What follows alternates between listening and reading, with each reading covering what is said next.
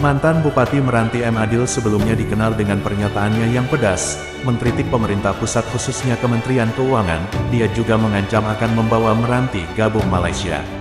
M. Adil menuduh pemerintah pusat hanya mengeruk kekayaan alam Meranti berupa minyak bumi, tapi tidak memberikan imbal balik yang sepadan lewat dana bagi hasil atau DBH.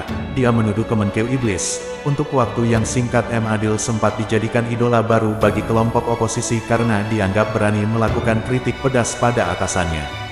Tapi pernyataan M. Adil itu telah dibantah oleh Kemenkeu, karena DBH yang diberikan tidak hanya untuk Kepulauan Meranti, tapi juga daerah-daerah di sekitarnya, apalagi pemerintah pusat juga telah mengucurkan dana desa dan Kepulauan Meranti sebesar 4 kali lipat dari PAD-nya. Itu artinya apa yang diterima Kepulauan Meranti jauh lebih besar dari apa yang mereka hasilkan. Dengan demikian dapat disimpulkan bahwa pernyataan M. Adil itu tidak berdasar. Pernyataan bombastis itu dia lakukan karena konon M. Adil ini mau maju sebagai calon gubernur Kepulauan Riau. Dia harus membuat sensasi dan terlihat garang.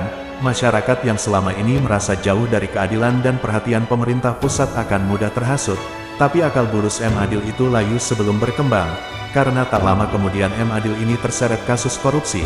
Tidak tanggung-tanggung dia terjerat 3 kasus korupsi sekaligus, yaitu memungut setoran dari Satuan Kerja Perangkat Daerah, atau SKPD, menerima suap dari jasa travel umroh dan menyuap auditor agar Pemkab Meranti mendapatkan status WTP.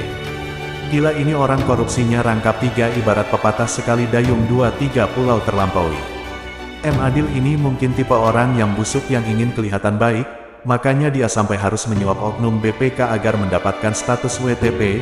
Mungkin status itu untuk mencitrakan ke publik bahwa Kabupaten Meranti baik-baik saja, padahal di dalamnya bobrok. Tapi bukan hanya soal korupsinya yang bikin nyesek, yang lebih gila lagi M. Adil ini ternyata menggadaikan kantor bupati. Dia menggadaikan kantor pemerintah tersebut ke Bank Riau Kepri sebesar 100 miliar rupiah.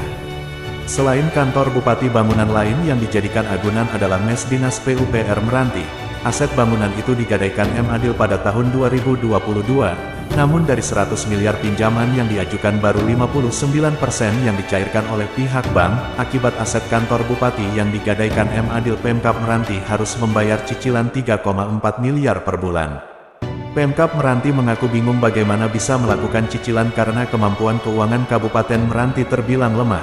M. Adil ini memang out the box, bahkan jauh menembus galaksi. Bukan hanya soal pernyataannya yang sok gagah pada Kemenkeu, ternyata kelakuannya berbanding terbalik dengan omongannya.